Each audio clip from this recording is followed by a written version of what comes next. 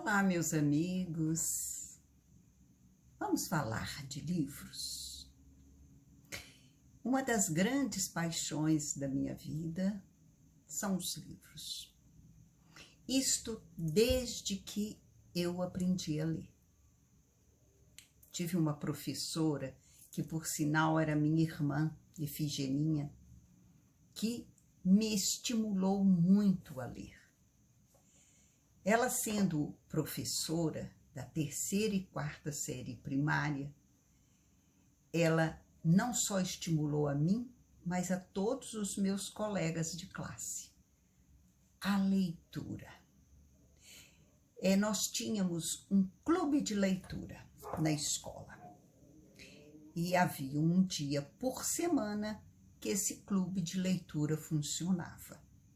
E era muito interessante que ela saía da sala e voltava carregada de livros e revistinhas do Cezinho, que era uma revistinha muito educativa que havia na minha época, quando eu estudava.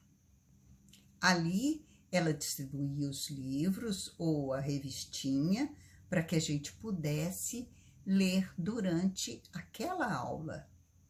A gente escolhia o livro, se não desse conta de ler todo o livro, ficava marcado lá na agenda dela. Ela tinha um caderninho para marcar o livro, o nome do livro e o nome do aluno que estava lendo aquele livro para terminar na outra aula, na próxima semana. A gente depois fazia comentários sobre os livros, o que a gente mais gostou, o que foi mais interessante, o personagem que chamou atenção. Isso foi muito enriquecedor na minha vida. E aí eu comecei a querer ler cada vez mais. E tendo uma ou duas professoras em casa, sempre tinha livros para eu ler em casa. Na adolescência, continuei com o mesmo hábito.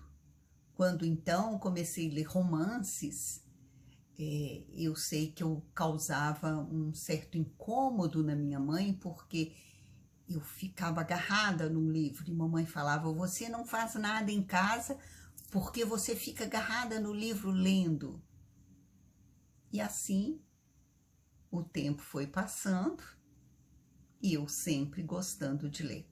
Hoje, na idade que eu estou, na minha fase de anciã, né, de idosa, hoje eu tenho muito mais tempo para ler. E eu marco um horário para ler. Se tornou um vício e um hábito, um bom vício, por sinal, e um hábito excelente. Meu horário de ler é 6 horas da tarde. Às 6 horas eu largo tudo o que eu faço para sentar no meu quarto, no meu canto, e ali onde que estão os livros que eu estou lendo no momento, eu começo o meu trabalho favorito. E às vezes eu leio até 9, 10 horas da noite. Eu não leio somente um livro. Eu aprendi comigo mesmo, com minha experiência, a ler mais de um livro. Atualmente, eu estou lendo 5 livros. Eu estou lendo um livro de Vinícius de Moraes, estou lendo um livro sobre a fome na Ucrânia, estou lendo um romance, o Diabo Veste Prada, e estou lendo também um de poesias, são 4. Leia um pouquinho de cada um. O dia que um está mais interessante do que o outro, eu leio mais vezes. Ah, lembrei, tem mais um. Eu estou lendo O Imbecil, de Olavo de Carvalho. Mas esse, como é um livro mais denso, um livro mais de estudo, eu leio ele com mais parcimônia, porque exige que eu fique mais tempo pensando. Cada página que eu leio, eu tenho que parar para pensar. É um livro de filosofia.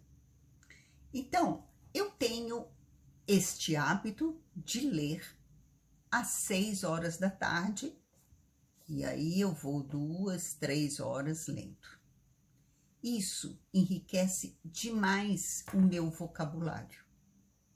E enriquecer o vocabulário, para mim, é importantíssimo, porque sendo escritora, ler me dá mais embasamento e mais sinônimos para trabalhar os meus textos. Quem lê tem mais facilidade para escrever. Por isso, devemos criar o hábito de ler.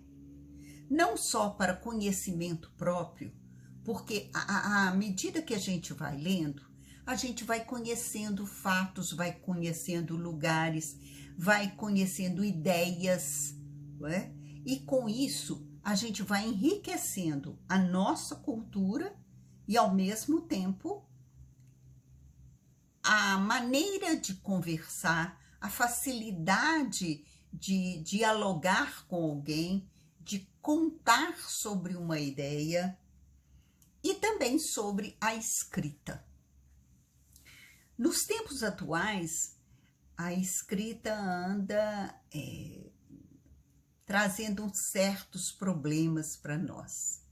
Há uma ideologia corrente aí em que estão querendo mudar a linguagem, estão tentando mudar a nossa língua pátria. E o que é uma língua pátria? A língua pátria é a língua do seu país. É a língua que é a cultura do seu povo. E a língua, a cultura de um povo não pode ser modificada. Ela está ali desde a nossa ancestralidade. Esta linguagem que hoje nós falamos, ela não começou assim do nada. Não. Ela veio ano após ano se modificando, se adequando e se tornando parte de um povo. E se é parte de um povo, faz parte da cultura deste povo.